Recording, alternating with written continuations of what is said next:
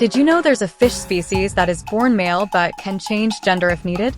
Meet the true stars of the ocean, clownfish. You might know them as Nemo, but trust me, there's a lot more to these little orange clowns than losing their kids in coral reefs. These fish are the ultimate ocean comedians, living in anemones that look like a mix between a spa and a spiky massage chair. So, get ready to learn as we dive into the wacky, wonderful world of clownfish. These little guys are famous, thanks to a certain movie we all know and love. But there's a lot more to clownfish than just being Nemo's cousins. So, let's clown around and discover what makes them so special. Clownfish come in more styles and colors than a box of crayons: yellow, orange, red, black, and a lot of them sport some snazzy white stripes or patches. The superstar of the bunch is the false clownfish, made famous by Finding Nemo, rocking a bright orange outfit with 3 white bands trimmed in black.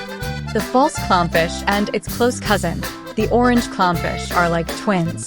The main difference? The orange clownfish has thicker black outlines around those white bands. Clownfish belong to the Pomacentridae family, which they share with their equally fabulous relatives, the damselfish. These two can live together in a fish tank like the best of buddies. These fish usually grow to about 4.3 inches and weigh around 200 grams. The most famous species, the false clownfish, sports a bright orange color with white bands outlined in black. It has a rounded tail and a dorsal fin with 11 spines. They look almost exactly like a Hercula, the orange clownfish. They start off with clear skin that gradually gets its bright colors and markings. These fish hang out in coral reefs off the coasts of Australia and Southeast Asia, swimming around the Red Sea, the Western Pacific, and the Indian Ocean.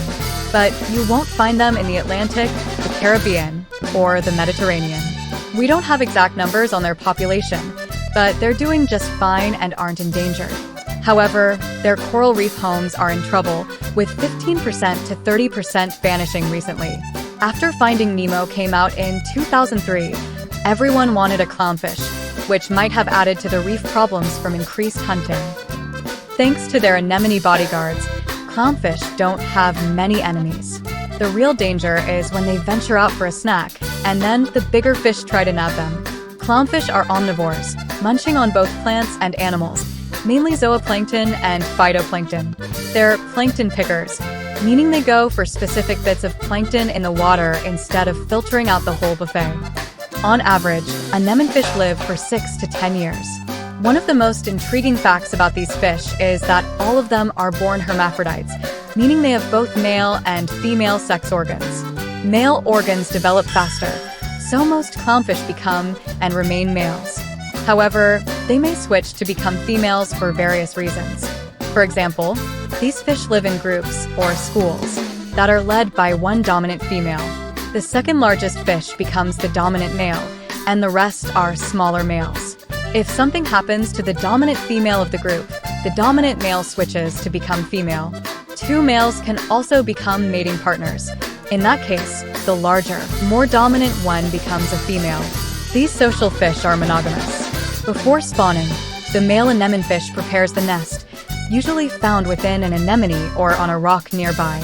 He then courts a female by extending his fins, chasing and biting at her.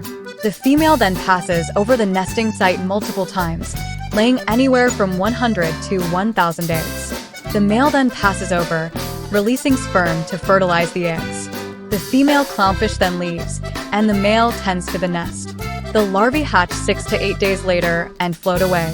After spending about 10 days adrift, they settle onto the bottom of the coral reef before seeking a host anemone. They transform from being clear and translucent to having their distinctive orange coloring and markings during this time.